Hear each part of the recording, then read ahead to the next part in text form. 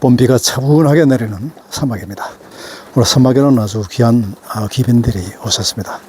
빈객들이 오셨는데요. 고구의 그 같은 도반, 그 중에는 인생을 낭비한 죄라는 아주 유명한 그 책을 쓰셨고, 또 최근에는 모정불심이라는 이 불교 관련 책을 쓰신 박원자 선생님께서 계신데요.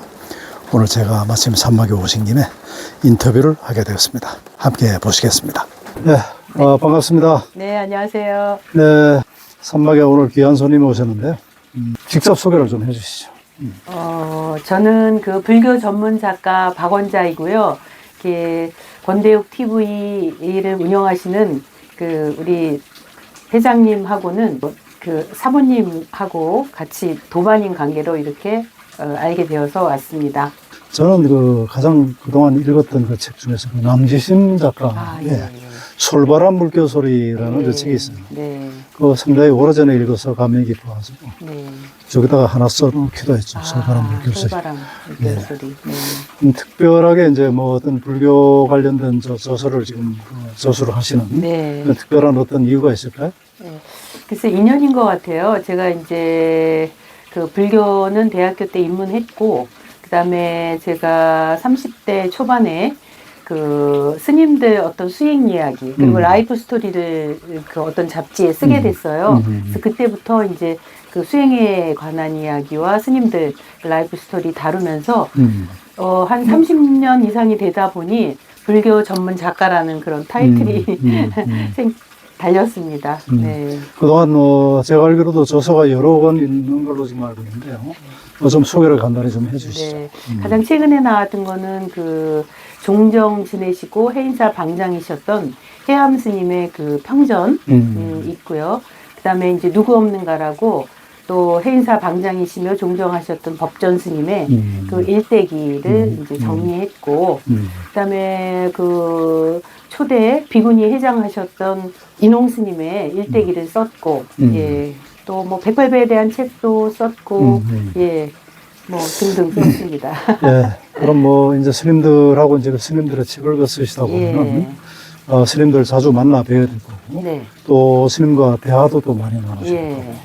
특별하게 이제 그동안 이제 뭐 여러 스님들이 있으시겠는데 어떻게 특별하게 어떤 그 기억에 남는 그런 분이 혹시 계신가요? 있습니다. 제가 아마 스님들 뵙고 인터뷰하고 글 쓰고 이렇게 따지면 아마 거의 뭐 100명도 넘는 스님들을 뵀는데, 이제 그 중에서 가장 기억에 남고 또 가르침을 많이 받은 분이 그 해인사 방장이시고 종정이셨던 법전 스님이세요. 법전 스님. 예, 예. 그 스님은 이제 어떻게 인연이 됐냐면은 스님께서 이제 해인사의 방장으로 계실 때 제가 그 해인지 기관지인 해인지에 이제 그 글을 쓰게 됐거든요. 그래서 이제 그 스님 8순을 맞이해서 스님의 일대기를 이제 쓰게 되어서 스님을 뵙고 취재를 하고 인터뷰하고 이랬는데, 그러니까 한 오랫동안 진행이 됐어요. 그게 1년 이상. 그래서 가까이 뵙고 그러다 보니 그 스님에 대한 그 어떤 그 도인의 풍모, 또 가풍이란 이런 것이구나, 도인의 삶이라든가 그 깨달으면 어떻게 사람이 변화하는가 이런 게 제가 평소에 참 궁금했는데 스님을 통해서 그게 그렇구나. 그리고 부처님도 저런 모습이셨겠구나. 그리고 부처님 제자들도 저런 생활을 하셨겠구나를 배운 분이 법전 종정 스님이셨어요. 그래서 그러셨군요. 가장 기억에 남습니다. 스님이. 네. 저는 지금 지난번에 주신 책이 모정불심이라는 네. 책을 제가 조금 읽었는데요. 예. 뭐 아시다시피 저는 뭐 어머니께서 독실한 불교 예. 신자셨고 또 글도 많이 남기셨고 그래서 네. 그 글이 이제 참 마음에 지금 와닿는데 어떻습니까? 그 불교와 모정 어떤 그 인연과 어떤 그 관계가 있다고 생각하시나요? 네. 그 이제 모정불심이라는 그 제목이 그런데 사실은 모정이라는 게 어머니의 마음이잖아요. 그래서 저도 이제 어머니이고 또 할머니이기도 한데 여러 가지 제가 역할 중에서 어머니일 때 그리고 할머니일 때가 가장 이해관계 없는 무심의 마음이 되는 것 같아요. 그래서 그 엄마 마음이 곧 그 부처님 마음, 불심이 아닐까, 뭐 아닐까가 아니라 그런 것 같아요. 그래서 제가 이제 그 모정불심이라고 이름도 지었고, 왜 이제 그 책을 쓰게 됐냐면은 제가 이제 스님들을 여러 번 인터뷰하고 글을 쓰고 그랬다고 했잖아요. 근데 제가 이제 어머니가 되고 나니까 어떻게 하면 좀 지혜롭고 이렇게 집착하지 않고 아이들을 잘 기를 수가 있을까. 그리고 제가 불교 공부를 해보니까 어렸을 때 그런 불심이 있어야 되겠더라고요. 그래서 이제 늘 그런 생각을 하고 있으면서 스님들을 뵙고 이제 좋은 어머니 역할은 어떤 걸까도 여쭤보고, 그리고 또 스님들의 어머니는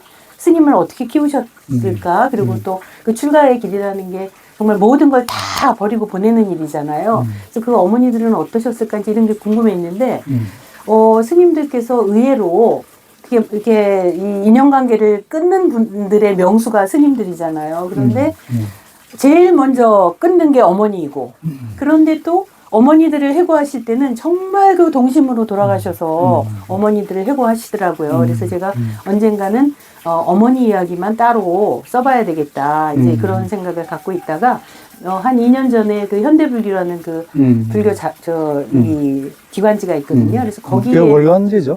아니에요. 그게 이제 주간지죠. 예. 일주일에 한 번씩 나오는 신문이에요. 예. 거기에 연재를 했습니다. 예. 그래서 연재한 걸 모으셨구나. 예. 그거를 이제 묶어서 이번에 책으로 낸 거죠. 예. 글을 근데 원래 그 전공을 그쪽 그 문학이나 이런 걸 전공하셨나요? 저는 중국 문학을 전공했어요. 아, 어쨌든 중문학을 전공하셨구나. 중국 문학을 전공해서 제가 중국 문학 전공한 거에서 이제 굉장히 불교를 공부하는 데 도움이 된 게 저희가 이제 아무래도 한문문화권이니까 한문을 통해서 불교를 아무래도 알게 그렇죠. 됐거든요. 저희들 세대 때는. 그래서 그 한문이 주는 표의 문자, 그 여운이 굉장해요. 근데 그걸 통해서 불교를 알아서 굉장히 도움을 받았다는 생각이 들어요. 예. 경전 읽을 때도 그랬고. 예.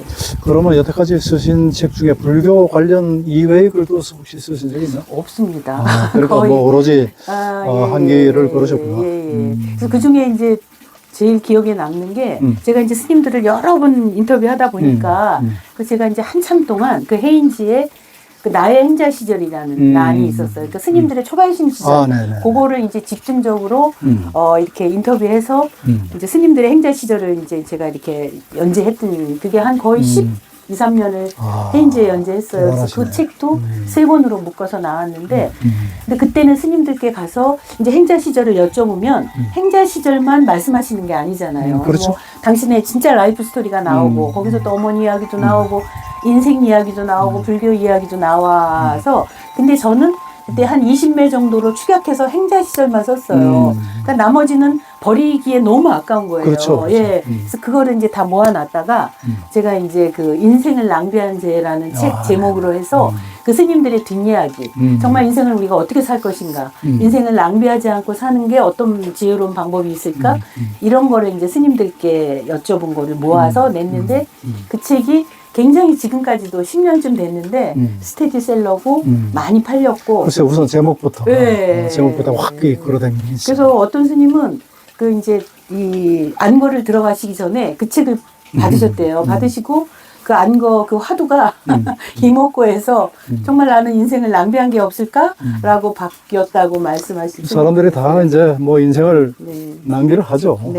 낭비를 안 한다고 생각하는 사람은 없을 것 같고.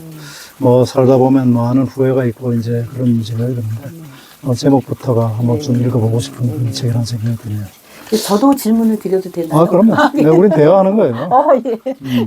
저는 이제 평소에 여기 들으시는 분들도 모르시겠지만 이제 거사님 어머니께서 했던 소헌집, 예, 그거를 이제 부인이신 김선호 원장님께 받고 굉장히 이제 어머니의 관심이 많았다고 했잖아요. 그래서 그거를 읽고 굉장히 감동을 했고 정말 전형적인 어머니상, 그리고 이런 어머니였기에 이렇게 훌륭한 아드님을 배출했고, 또 그 우리 원장님도 굉장히 제가 늘 존경하는 분인데 이렇게 좋은 며느리가 나올 수 있었겠구나. 이제 그래서 사실은 우리 저기 이 거사님을 좀 뵙고 인터뷰해서 어머니 이야기를 듣고, 이게 스님들 어머니 이야기뿐만 아니라 일반인들 어머니도 나오거든요. 그래서 그게 좀 아쉬워요. 이제 나오고 난 다음에. 그래서 저는 이제 인생을 낭비한 자라는 지금 이제 얘기 끝에 과연 우리, 제가 호칭을 어떻게 해야 되죠? 그 거사님이죠. 그건 괜찮을까요? 거사님께서는 인생을 낭비하셨을까? 많이 낭비했죠. 아, 그래요? 어떤 면에서? 뭐 남들이 보기에는 뭐 네. 그동안 치열하게 살았다고 생각할지 몰라. 예. 어떻게 보면 참 하잘것없는 일들도 많았었고 예. 그런 곳에 마음을 뺏긴 적도 많았었고 그러다 보니까 이 사실은 진짜 이 삶이 무엇인가 이 정확한 화두를 틀고 그리고 정진을 했어도 사실 모자랄 시간에 뭐 쓸데없는 짓 많이 한 거죠. 그러니까 그게 낭비했다고 지금 볼 수가 있는 건데 어머니 말씀을 하시니까 저한테 어머니는 좀 같더라고요.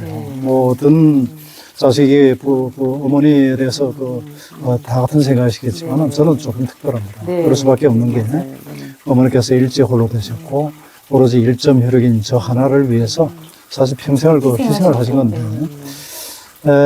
사실 뭐 그 소원집 아까 말씀하셨으니까 평소에도 뭘 쓰시는 건 제가 잘 알았죠. 그렇지만은 그렇게 면면하게 이 기록을 하신 걸 제가 몰랐어요. 돌아가시고 난 후에 제가 유품을 정리하다가 발견했는데 그 자리에 앉아서 그걸 통독을 했습니다. 밤을 새워가면서. 울지 않으셨어요? 당연히 그렇죠. 울었죠. 울면서 그걸 봤는데 정말 이렇게 참 생각을 하시고 이렇게 하셨구나. 정말 기록이 참 위대하다. 우리 어머니 이 기록이 없었다면은 내가 어떻게 나의 어린 시절을 알겠으며 우리 어려울 때 그 공공한 시절에 우리를 도와줬던 친척들의 그 고마움을 알겠습니다. 그런 생각을 하니까 너무 이제 그 자료가 귀한 거예요. 그렇지만 어쨌든 시대적인 그런 그 상황도 있고 역사적인 배경도 있고 그래서 일단 그때 소원집이라고 제가 이제 여기 있으면서 썼어요. 그 소원은 어머니의 호신가요? 어머니 호입니다. 그래서 그걸 엮어서 이제 한 300번 만들어서 일단 어머니 그 일기에 나오신 그 일가 친척분들에게 드렸죠. 그리고 친척분 중에 돌아가신 분들이 있으면 그 자손들에게 드렸고 사실 공개할 생각은 없었어요. 근데 지금 와서 생각하니까 그 기록은 그냥 이렇게 나 혼자 또는 우리 가족들끼리만 볼 그 기록은 아니라는 생각이 자꾸 들었거든요. 가족의 소유가 아니라 네, 그거는 어떻게 보면 질곡의 우리 역사의 그 한 페이지이기도 하고 그런 것들을 우리 세대들이 모두 좀 알아야 된다고 생각해요. 그래서 저는 우리 한국인들뿐만 아니고 전 세계인들이 그것을 좀 알았으면 좋겠다 하는 그런 일념으로 그걸 번역을 해서 지금 번역이 다 됐죠. 그래서 이거를 하여튼 아마존이 됐든 펭귄하우스가 됐든 세계 유수 그 출판사에서 지금 출간을 할 계획을 지금 가지고 있습니다. 아우, 정말 효심 깊은. 효심이라기보다는 전 그건 하나의 저에게 맞아요. 주어진 하나의 의무라고 생각하고 이 시대에 던지는 하나의 그 메시지. 네. 왜 우리가 정말 같은 이 세대 사람들의 이데올로기나 그다음에 그런 어떤 정치나 이런 것이 과연 뭐라고 그 젊은이들 갖다가 그렇게 죽음으로 내몰고 누구를 위해서 그런 그 죽음이 있었던가 그런 생각을 하니까 정말로 이거는 이런 역사가 반복돼서는 안 되겠다는 생각이 그런 듭니다. 차원에서도 이 책이 여러 그렇습니다. 사람이 그래서 우리가 서로 사랑하고 서로 다를 뿐이지 미워할 상관은 아니에요. 그걸 총칼에 두고 그걸 죽여야 되겠습니까? 맞아요. 이 세상의 모든 그 전쟁과 저는 그 폭력, 이거를 저는 증오합니다. 그래서 이런 것들이 하나의 어떤 그 평화의 메시지가 될 수 있지 않겠나. 그래서 제가 이제 그 책을 이제 발간을 하려고 하는 거고요. 모르겠습니다. 이제 곧 이제 나올 텐데, 많은 분들이 좀 읽어주셨으면 좋겠어요. 저는 오히려 한국 사람들도 그렇지만 외국 분들이 이 한국의 어떤 역사나 그 생활사, 그 어머니의 이런 것들, 를 아는데 훨씬 더 도움이 되는 책이라고 저도 그래서 이거를 이제 하는 거거든요. 그리고 제가 이제 그 책을 읽으면서 느낀 게 그 어머니가 왜 일기를 쓰시면서 그 손자에 대해서 쓰고 아드님, 며느님 얘기가 다 나오고 일가 친척 얘기도 나오잖아요. 그래서 그거를 보면서 저는 그게 왜 정말 진심으로 이분이 자식을 사랑하고 이웃을 사랑하시는구나. 그런 거를 제가 정말 문자에서 제가 느껴지더라고요. 문자 반야라는 얘기가 있듯이. 그래서 그런 거를 느껴지고 또 우리 거사님이라든가 며느님이 살아오신 그런 거를 보면서 이 어머니가 뒤에 있으셨기에 이게 가능하구나. 그래서 제가 어머니가 진짜 중요하다는 생각이 들어요. 정말요? 네, 진짜 오죽하면 모정귀심이겠어요. 그래서 저는 늘 그리고 요즘 이제 이 젊은 어머니들이 안타까운 게 좀 있어요. 제가 볼 때. 저도 그렇죠. 딸을 키우지만. 그래서 그들이 정말 이 책이나 아니면은 또 우리 살아온 그 어른들의 어머니 이야기를 듣고 정말 지혜롭게 내가 어떻게 살아야 되냐. 이거를 정말 알았으면 좋겠다. 저부터 알았으면 좋겠다. 해가지고 이제 이 취재를 해서 책을 낸 거거든요. 근데 이 소원집도 이것 이상으로 한 여인의 정말 그 진실한 그 여인의 그 일생을 통해서 우리의 역사뿐만 아니라 그 어머니의 길, 이런 것도 이거 저기 뭐야 다들 느낄 수 있을 것 같아서 네. 굉장히 저는 아주 잘된 일이라고 역시 효자시라고 생각해요. 아, 예, 감사합니다. 뭐, 네. 돌이켜보면은 네. 우리 집 사람도 참 훌륭하지만은 네. 저희 어머니도 참 훌륭하셨어요. 그래서 저는 네, 맞아요. 정말로 행복한 그 사람입니다. 네. 왜냐하면은 가화만 선생이란 말이 있잖아요. 맞아요. 제가 뭐 일찍이 뭐 참 사정이 돼서 이렇게 한 그 배경에는 네. 집안 걱정을 전혀 안 시켰어요, 저한테. 어머니가. 하지 않게 했어요. 그래서 저는 뭐 마음 놓고 정말 밖에 나가서 내 나름대로 일을 할 수가 있었고 지금까지 이루어지고 있는데 네. 고맙죠. 네. 너무나 고맙죠. 아니 근데 제가 이제 이 거사님 때 그 소원집을 통해서 그리고 부인이신 원장님을 통해서 이제 조금 쌀쌀한 얘기를 알게 됐는데 그 어머니께서 사실은 어떻게 보면 며느리도 택하신 거 아니에요. 그죠? 그렇습니다. 옛날에 그 네. 사대부 네, 네, 부인들이 네. 그렇게 며느리를 택하듯이 음. 그래서 참 지혜로우셨다 네, 이런 네. 생각도 들고 또 하나 느낀 게 그 어머니가 이 홀로 이 아들을 키우시면서 물론 뒤에는 시어머니 시아버지라는 좋은 배경이 있었지만 그래도 어쨌든 희생하시면서 키우시면서 또 우리 거사님께서 일찌감치 사장님도 되시고 이렇게 잘 사회생활을 하셨잖아요. 네, 네, 여러 사람한테 그렇습니다. 모범이 되는. 그래서 어머니가 참 얼마나 기쁘셨을까. 네. 그래서 그런 거를 좀 표현을 하셨을까 그런 생각이 들어요. 예, 우리 어머니는 참 아들 하나라고 해서 유약하게 키우시죠. 그러신 것 같아요. 우리 어머니는 굉장히 어떻게 보면 여성상이 굉장히 강하신 분입니다. 보통 사람들이 생각기에 저렇게 정말 어려운 환경에서 아들 하나를 훈육하기 위해서는 정말로 여장부 같고 호랑이 같은 그런 어떤 품성을 보통 생각하시는데 전혀 그렇지 않았어요. 너무나 여성스러우셨어요. 부드러운 카리스마. 예, 오히려 그것이 저를 이만큼 키운 그 원동력이 아니었을까 이런 생각을 합니다. 굉장히 섬세하고 감수성도 참 많으시고 문제도 있으시고 또 노래도 잘하시고. 노래 잘하는 네, 그래서 저는 아드님한테 어머니를 많이 어머니한테. 닮았어요. 그래서 저도 이제 글쓰기 좋아하고 노래하는 거 좋아하는 거는 네. 어머니를 닮았고. 네. 그래서 뭐 그 소원집을 통해서 네. 제가 이제 이 사회에 전부 다 얘기하고 싶은 것이 많은 거죠. 맞아요. 그러면 지금 며느님도 얻으셨잖아요. 네네. 네. 네. 그러면 이제 그 며느님들은 젊은 엄마들이잖아요. 그렇죠. 그래서 이제 그 우리 거사님께서는 어머니 예전에 그 어머니도 경험해 보셨고 아내 세대도 여인을 경험해 네. 보셨고 그다음에 이제 며느님한테 왔는데 네. 그 며느님한테 어떤 그 훌륭한 어머니상 이런 거는 좀 만약에 말씀해 주신다면 어떨까요? 저 우리 딸들한테 전해주려고. 예. 뭐 일단 기본적인 어떤 모성이 자유롭고 그다음에 사랑 이런 것이겠지만은 아무튼 어머니를 본받아서 자식들이 커요. 네. 그렇기 때문에 여러분들이 하는 일거수일투족 하나의 행동 말씀 이런 것들이 전부 다 자식들이 다 그대로 그걸 배우는 거예요. 그렇죠.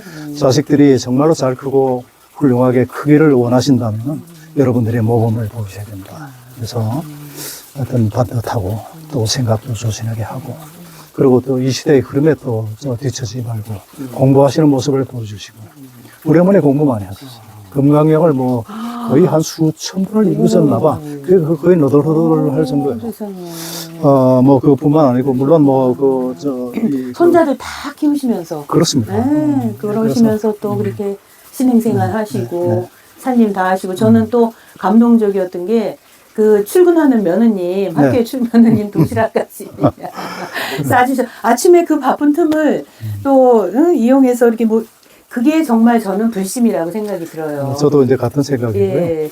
보통 이제 제가 사실 장가가기 어려운 그 환경이었어요. 왜냐하면 호르몬의 외아들한테 더군다나 가진 것도 아무것도 없는 그런 사람한테 장가를 시집을 누굴 보내려고 하겠습니까, 부모들이. 그런 생각 하셨어요? 저도 했죠. 저희 어머니께서도 왜 그 생각 안 하셨겠어요. 네.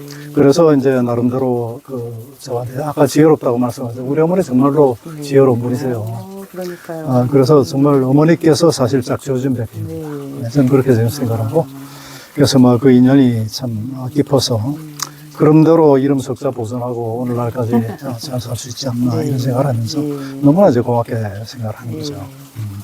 그러면은 이게 지금 뭐가 바뀌었는데 제가 이제 평소에 사실 여쭤보고 싶었던 거라서 이제 여쭤보는 건데 그 어머니한테 그 똑같이 내가 나도 모르게 이렇게 닮았네 엄마를. 근데 아까 노래 이런 거 말씀하셨지만 그런 거 이외에 그 정신적으로 어머니의 그거를 내가 그대로 받았구나 이런 생각 드시는 게 있을 것 같은데. 정신? 네, 아마 그 정신이겠죠. 네. 정신을 저는 닮았다고 생각합니다. 또 예, 어머니께서 올바르게 그, 살고 그럼요. 그런 거. 그동안 그 살아오신 그 수원집에도 나왔지만 그 정말 지금 이제 제가 커서 생각을 하니까 네. 그때 그 어머니 20몇 살 때, 그러니까요. 20살 때 그 홀로 되셔가지고, 익혀서 제가 중학교 들어간다고 해봐야 30몇 살, 몇 살이야. 아유. 그러니 지금 생각해보면 그때 그 어떤 그 저거를 어떻게 견디셨을까. 그 하나의 어떤 그 종교와 같은 어떤 신념이 없이는 그 도저히 불가능한 일이죠. 그런 면에서 그 의지가 좀 있으시고 하는 걸 저도 뭐 이제 그런 거는 좀 많이 닮았던 것 같고. 아무튼 뭐 세상을 좀 올바르게 보고 사랑의 눈으로 보는 그런 어떤 모습들. 그런 것들도 제가 어머니께 직접적으로 또는 간접적으로 닮지 않았나 그런 생각을 해요. 네. 그 왜 보통 어머니들이 그 큰아들, 뭐 형제가 여럿이면 그 중에서도 큰아들. 근데 이제 거사님네 같은 경우는 이제 진짜 외아들이잖아요. 그렇죠. 그러면 보통 어머니들의 그 큰아들이 종교라고 얘기하거든요. 네네. 그리고 기도도 사실은 그 아들 때문에 하게 된대요. 그래서 그 얘기 참 많이 들었거든요. 그래서 어머니도 어떤 면에서는 그런 뭐 지혜로우신 분이지만 그런 부분이 있었을 것 같아요. 그러면 보통은 왜 아드님들이 굉장히 이게 부담스럽다고 해요. 어머니가 그런 면은 어떠셨어요? 우리 어머니 전혀 그러시지 않으시죠. 그래서 내가 지혜롭다고 하는 그래서 거예요. 지혜롭고 훌륭하시다고. 그러니까 사실 호르몬이의 그 외아들이다. 그럼 뭐 1점 혈육이고 뭐 딸이 없으니까. 그럼 보통 많이 그 기대를 하고 그것도 좀 집착하고 집착하고 아무래도. 이런 어떤 모습인데 전혀 그게 없었어요.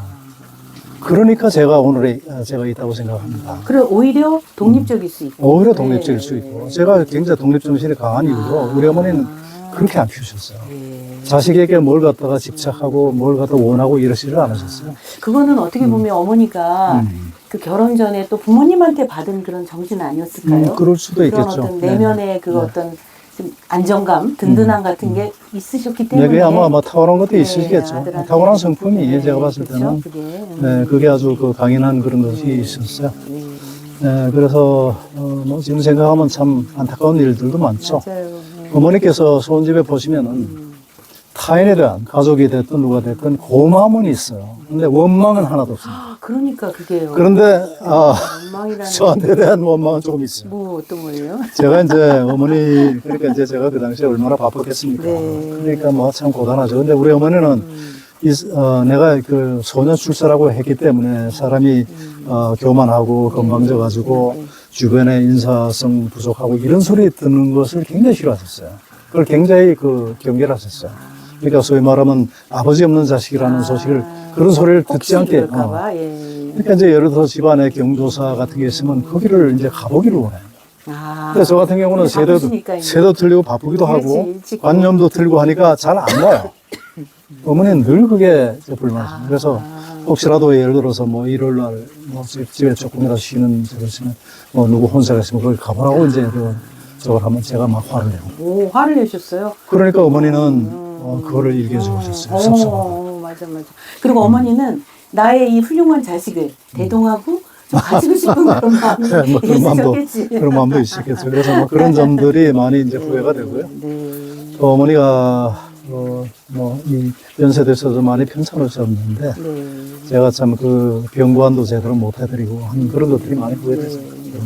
지금 말씀 들으면서 생각이 든 게 그 소원집이 그 어디 출판사에서 나왔죠? 출판사는 그때 출판사를 제가 정하지 않고 그냥 제가 인쇄소 하는 외사촌 동생한테 제가 부탁을 해가지고 비매품으로 만들었거든요. 그렇죠. 근데 이제 이번에 영문판을 한번 보고 만약 매품으로 하셔요. 하면 이번에 매품으로 한번 살 생각입니다.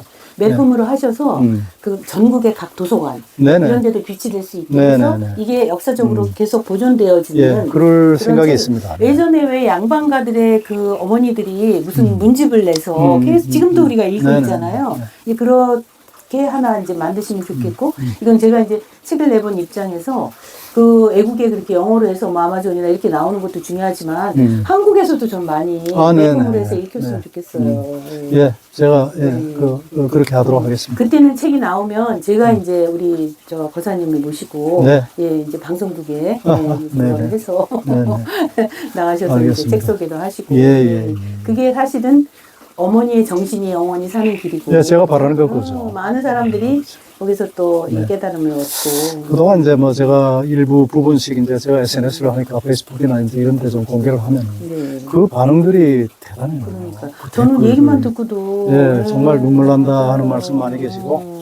그래서 뭐 분명히 매품으로 해도 네. 뭐 책은 잘 될 거라고 네. 생각합니다. 제가 뭐 이 책 가지고 네. 다른 전 생각이 있는 것보다도 네. 그런 어떤 우리 어머니의 정신, 이런 네. 정신이 시대 정신이 있었다는 맞아요, 거. 맞아요. 뭐 지금은 시대가 틀리고 다 똑같은 그런 걸 바랄 수는 없겠지만은 하여튼 뭐 그런 어떤 기본적인 어떤 정신들은 좀 이렇게 이어졌으면 하는 생각이 바로 그게 모종부심이라고 저는 네, 네, 네. 생각하거든요. 어머니가 그 마음을 가지고 키우고 세상을 사랑했던 그 마음이 네. 부심이라고 저는 생각이 들어서 예, 예, 예. 우리 지금 이제 저희들도 그렇고 우리 딸들 그 어머니는 세상에 없어지지 않잖아요. 그래서 그 어머니들이 그 불심을 이제 가졌으면 좋겠다 이제 생각이 들고 제가 이제 아까 그 질문하신 것 중에서 어떤 스님이 가장 이제 기억에 남냐 네네. 이랬을 때 법전 스님을 말씀드렸는데 음.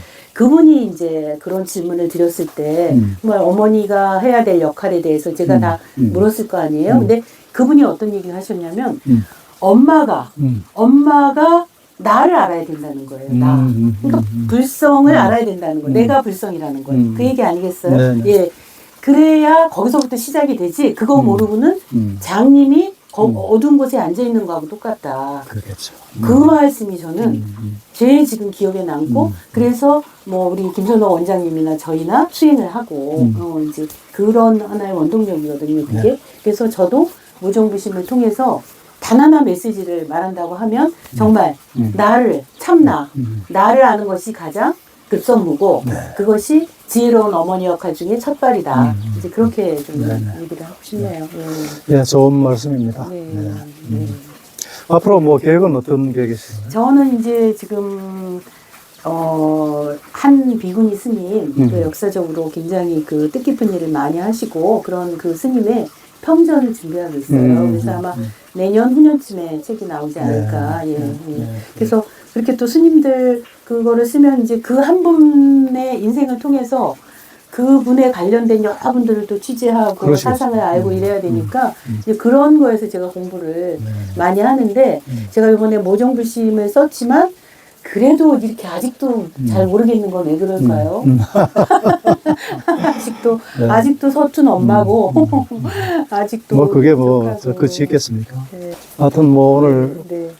여태껏 제가 인터뷰도 많이 진행을 해봤지만 사막에서 진행한 건 아마 거의 아마 그 최초일 것 같은데요. 그래요? 예. 오늘 뭐 참 봄비도 차분하게 내리고 뒤에는 물소리 들리고 네. 좋은 도반들이 있고 정말 극락세계가 와보니까 따로 없는 것 같고 네, 네. 그리고 저도 이제 이렇게 책이 나오면 이제 방송국 이런 데 가서 인터뷰도 하고 네, 네. 그래요. 그런데 저는 요번 책 나오고 첫 네, 이제 네. 인터뷰를 제가 이제 당하는 입장이고 근데 제가 원장님께 저도 모르게 이상하게 늘 아우 우리 거사님 어머니 꼭 했었는데 아쉬움이 있었고 그래서 이번 기회에 또 뭐 지나갔지만 한번 여쭤보고 그리고 그 TV에 네, 저도 출연을 아, 네네.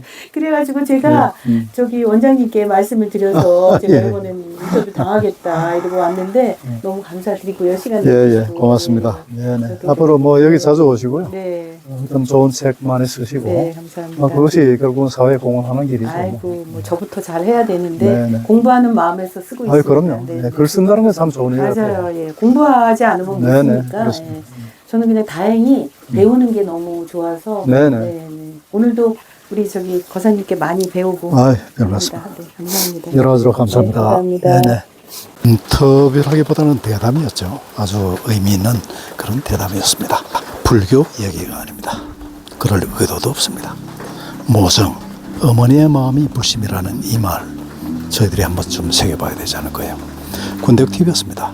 오늘도 행복한 하루 되십시오. 감사합니다.